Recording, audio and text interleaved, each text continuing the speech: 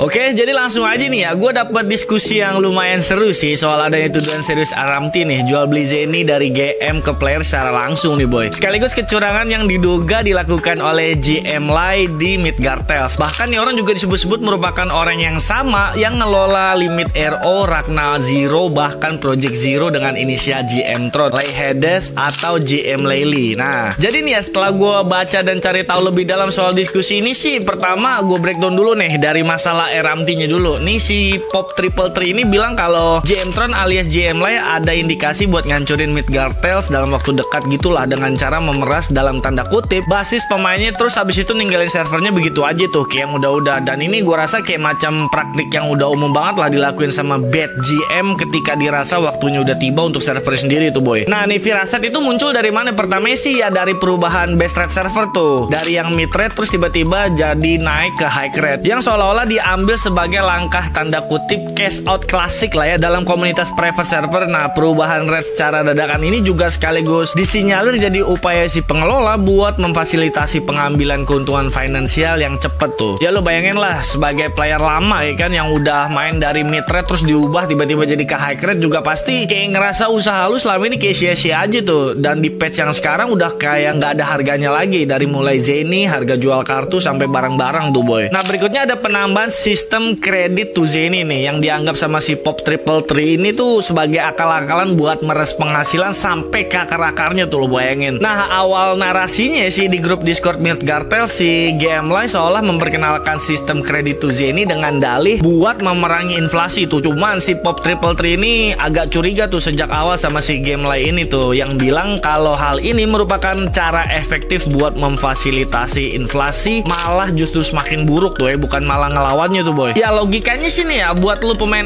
RO juga yang paham struktur harga pasar pasti setuju sih sama statement nih orang, karena secara fundamental ngasih celah buat masuknya Zeni lewat kredit sistem itu tuh justru secara langsung bakal ngurangin nilai Zeni itu sendiri, bukan malah memperkuat harga Zeni. Istilahnya ya, dengan nilai Zeni yang semakin rendah, pemain seolah ngerasa kena pressure gitu lah buat farming yang lebih keras, atau opsi cepetnya nih ya, lu langsung beli Zeni dari GM Tron tuh buat bisa sustain. Nah ini sih secara nggak langsung kayak balik lagi tuh ketuduhan penjualan Zeni secara langsung dari GM ke player, yang mana tuh ini dilakuin buat sekedar keuntungan pribadi gitu daripada buat vialitas server itu sendiri sih nyet asli. Jadi menurut nih orang yang di forum sih, update semacam anti inflasi ini kayak dianggap cuman akal-akalan si GM doang buat memonetisasi bahkan memeras setiap sen dari pemain, entah itu spender bahkan casual player yang cuman beli VIP doang tuh di server. Disebutin juga kalau update macam kayak gini tuh kayak sebagai aksi red herring doang lah ya, atau narasi pengalihan perhatian gitulah buat ngalihin perhatian pemain dengan alasan yang seolah terdengar mulia, padahal mah motif utamanya buat ngebikin cash up jadi opsi yang paling masuk akal buat semua pemain, mau lu casual atau spender sekalipun. Mau nggak mau ya ujung-ujungnya ya lu bakal ngelirik ke arah cash up juga sih pastinya. Bahkan ya nih orang tuh juga ngasih bukti tangkapan layar Discord gitu, terus utas forum diskusi dari berbagai blog atau Reddit yang nunjukin pola yang sama lah ya dari perilaku si GM Lai ini nih. Disinyalir ya orang yang sama kayak ciri-ciri GM Tron di RO yang udah tutup gitu tuh, kayak limit RO itu tuh ya, walaupun beberapa pemain terutama di Discord masih menyangkal bukti-bukti ini orang, apalagi yang tergolong pemain barunya itu ya. Padahal sih nih ya, kalau lu lihat-lihat lagi sumber dari utas sama tangkapan layar yang dibeberin sama nih orang, lu juga harusnya sih bisa nilai sendiri sih kalau tangkapan layar atau screenshot dari user Midgard Tales ternyata sesuai sama detail Discord yang disampaikan sejak 2024 tuh, kayak yang di limit RO dulu sama persis lah ya, screenshotnya bentuknya terus juga kalimatnya, struktur bahasa mirip banget sih ya. Sekaligus bukti yang dikasih sama nih orang tuh aslinya ini ya terlalu susah dan tergolong affordable lah ya dalam tanda kutip buat diedit-edit atau sekedar direkayasa doang, kalau emang tuduhannya cuma buat ngejatuhin reputasi dari Midgard Tales doang sih asli. Di sini nih ya lu bisa lihat tuh utas diskusi di Reddit yang melibatkan penyebutan nama GM Layli, Lay Hades dengan kepengelolaan Limit RO, Ragna Zero sama Project Zero, dan secara nggak langsung laporan dari orang-orang yang selama ini ngerasa ada yang janggal sama server itu nunjukin pola sekaligus perilaku yang sama gitu lah di server-server sebelumnya gitu terkait dengan GM Tron atau si Layla ini isinya. Abis itu juga ada tautan forum juga ya ke Redmi server sendiri, termasuk ulasan server dan Hall of Shame gitu yang ngebahas tentang Limit RO dan semua tentang Lay gitu, serta judul tweet yang berjudul Lay dan Limit RO yang membuatku kesal tuh ada tuh geng. Berikutnya ada juga laporan dari seorang pemain lewat jalur blogspot lah ya yang bilang hal yang sama, kalau Limit RO dulunya juga punya tanda-tanda yang kurang lebih sama dengan pola mid limit Gartels yang sekarang. Nah, yang terakhir ini sih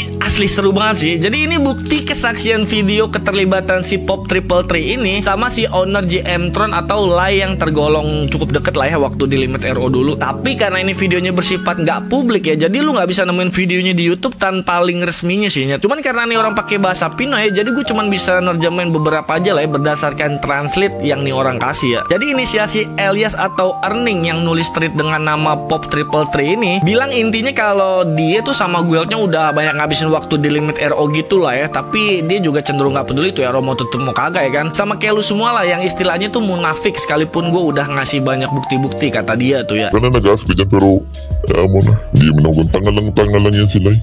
Alam mo, pag naglatag ako dyan ng ebidensya, putang ina kawawa. Ayaw lang sirain yung mga, siyempre nandun yung mga maraming nag-i-enjoy eh.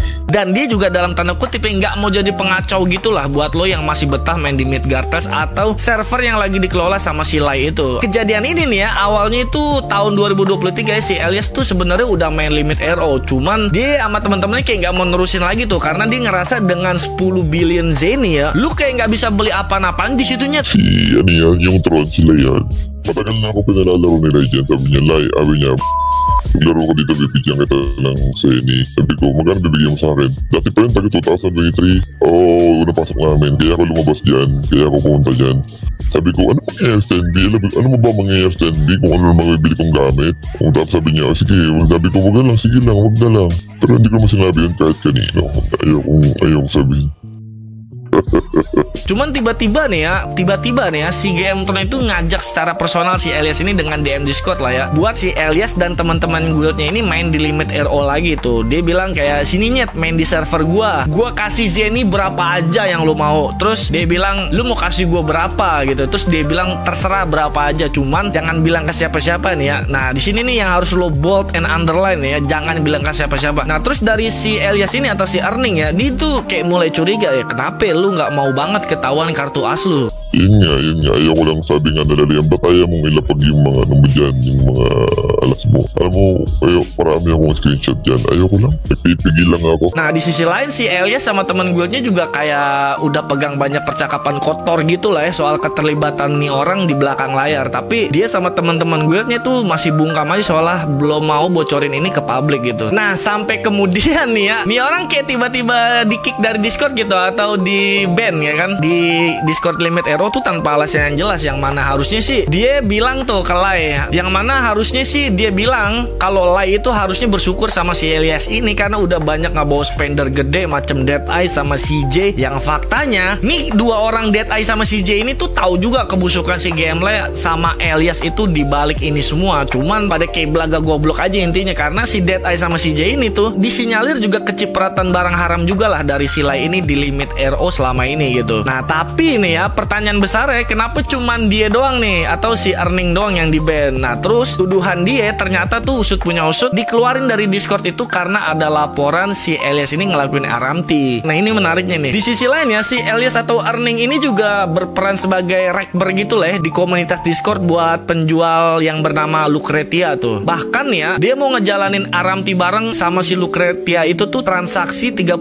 billion, dan anehnya pas dia lagi login dan lagi farming atau lagi main biasa gitu aja lah ya, tiba-tiba Zeninya dia tuh hilang sekitar 17 billion lebih tuh, yang mana sebenarnya deadline buat dealnya itu hari ini dan terpaksa batal gitu mau nggak mau. Terus si Lucretia ini nanya ke Elias atau si Erning, ini 17 billionnya hilang, terus barang yang lain juga ada yang hilang nih di storage gue, coba lu cek barang lu atau storage lu ada yang hilang nggak? Nah uniknya nih ya, ketika ngecek storage-nya ternyata benar ada 2 biji plus 20 sertifikat weapon yang hilang, terus 2 biji plus 8 sertifikat weapon sama 2 biji plus 16 sertifikat tuh. Nah terus dia yang kayak, anjir kenapa ini boy kok pada hilang serti-serti gue ya gitu tuh kurang lebihnya lah ya. Nah dari situ tuh si Erning atau si Elias ini dikambing hitamkan lah ya istilahnya, karena tuh barang pada hilang dan dia yang dituduh sebagai orang yang ngejual itu item diam-diam. Di sini sih dia doang yang kena ban cuman gara-gara RMT, sedangkan si Lucretianya itu sendiri kagak di ban di Hero Limit tuh. Nah jadi dia cerita ya, pokoknya tiap kali si Lai mau ngeban atau marah si Lucretia ini nih, dia selalu donasi server dan dia kagak jadi ngeban. Intinya gitu ya, karena lu VIP atau lu karena lu diperlakukan khusus lah, gitu aja sih. Intinya sih pola kayak gini tuh sebenarnya nih ya, dia cerita tuh kayak pernah dipakai sama si Erning sama si Lai buat ngerjain orang di Discord itu lah, supaya orang itu bisa di-kick, dan parahnya dia juga kena dengan cara yang sama tuh ya.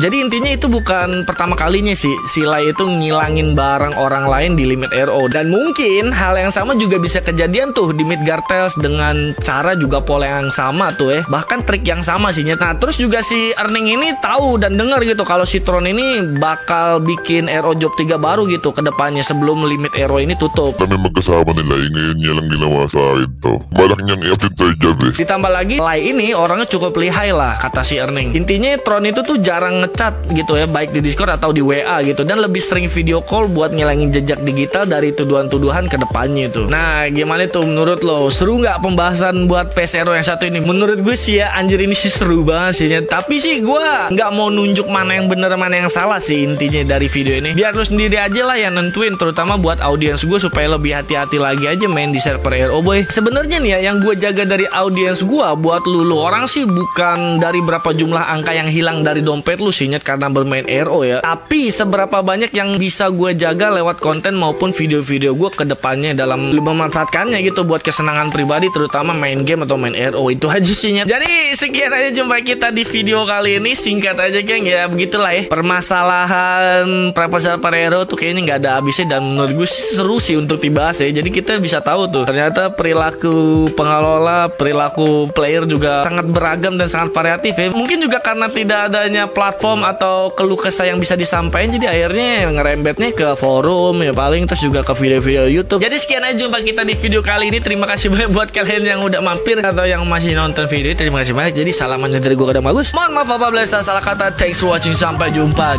di video selanjutnya guys. Bye bye. Yo.